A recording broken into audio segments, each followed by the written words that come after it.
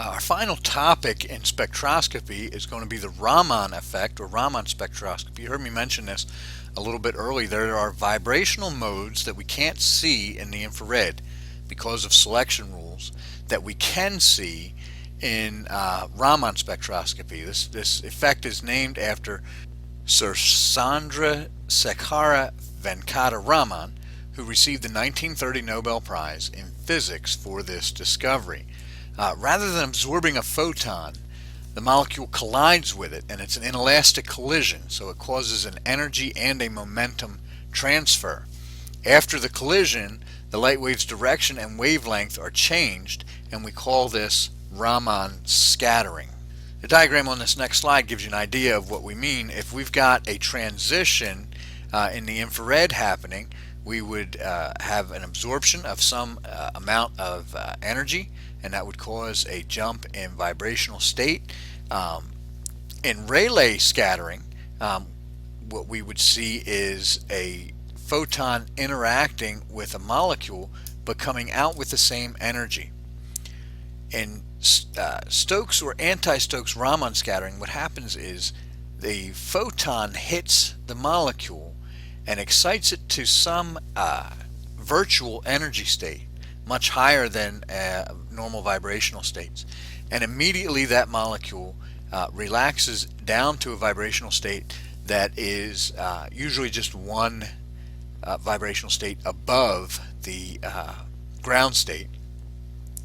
And so what we see is an absorption of the light we pumped in, but a release of light that is of slightly less energy, and that energy difference is the transition we're looking for. We can also see this as a form of stimulated emission, where a molecule is relaxed back to its ground state, and so the energy we see coming out is slightly larger than what we pumped in, and that would be what we call anti-Stokes Raman scattering. Mathematical theory behind this works this way. A molecule with a characteristic vibrational frequency interacts with light, with an electromagnetic field, such that the time-dependent electric field looks like this, where we've got our electric field time-dependent, the original electric field, cosine of 2 pi times the frequency times the time. The electronic distortion of the molecule induces a time-dependent dipole of the same frequency as the field and proportional to its to its magnitude. So we see the induced dipole related to the electric field, which is then related to that original function that we just discussed. Alpha is a constant associated with the molecule that we call the polarizability. It's a term that we've discussed in Gen Chem and other courses. We've talked about how polarizable atoms or molecules are.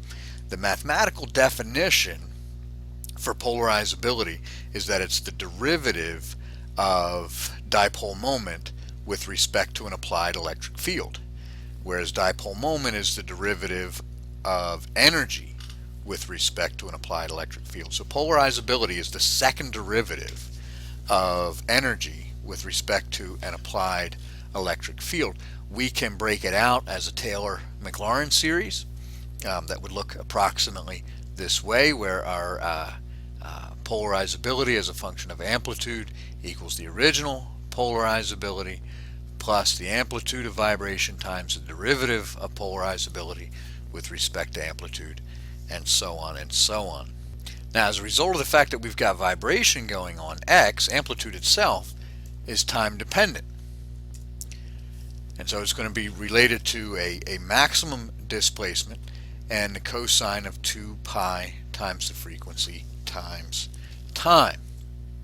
And so combining those last three equations algebraically, we get what we have here. We've substituted in our equation for polarizability into the dipole moment, induced dipole equation, and substituted our time-dependent x in for x.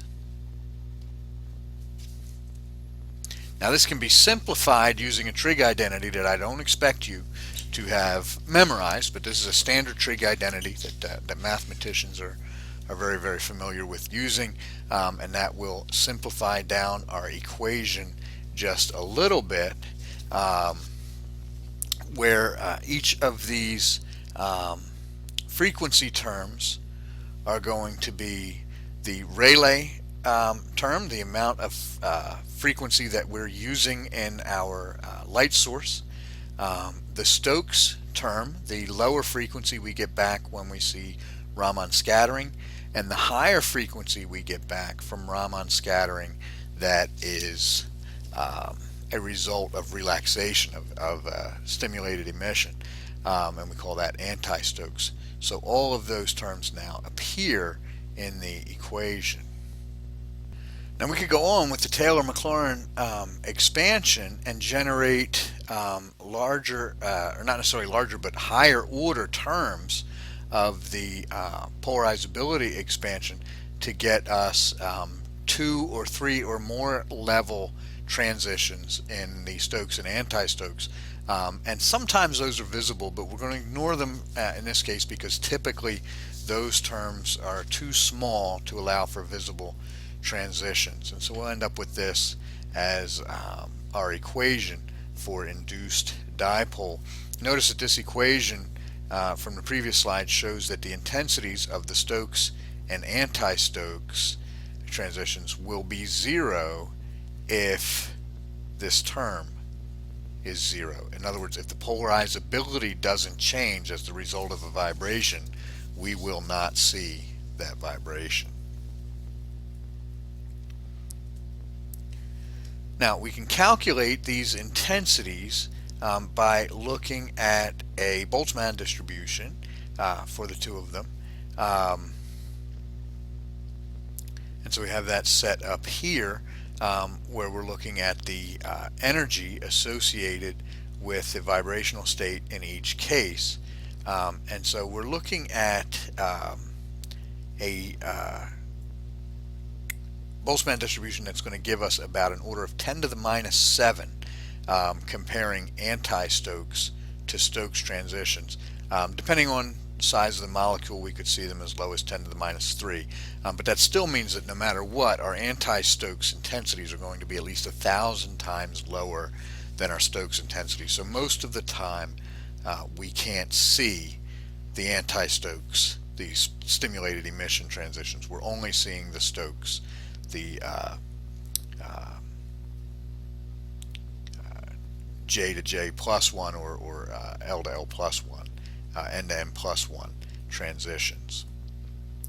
This discussion gets a little bit more complicated if we start talking about rotational Raman spectroscopy, which is something that is important. We've used that technique even in my research on my dissertation. From an experimental standpoint, we've got a Raman spectrometer that we'll be using in the lab in the next couple of weeks. Raman is a scattering technique, so we use higher frequency light. So we're looking at vibrational transitions that would normally occur in the infrared range, but we're going to use visible or possibly ultraviolet lasers to do that, since the transitions all have fairly low probability. The higher intensity light that we start with, the better, and so we use a fairly intense laser. And here's a schematic of how that works. We have our laser source, it hits the sample, we have light that is scattered, it goes through a filter that filters out light that's of the same frequency of the laser, so we don't see the Rayleigh-Stokes scattering. We're only looking at Raman. And then that light gets shined onto a diffraction grating that will spread it out by frequency onto our detector so that we can detect intensities and wavelengths of light that make it that gets scattered. Now, if you really, really love this stuff, if you're going to be a spectroscopy person, especially someone who studies spectroscopy theory, take a look at section 8.9 in the textbook. You'll get a detailed mathematical discussion of the time dependence of vibrational and rotational transitions. It is very interesting, and so I encourage you to look at that when you can, but it is a bit beyond the scope of this course. For those of you who intend to go to graduate school, hold on to your book. This is a good introduction to some of the things you would do in a graduate spectroscopy class, but I will not be testing or giving homework associated with that section.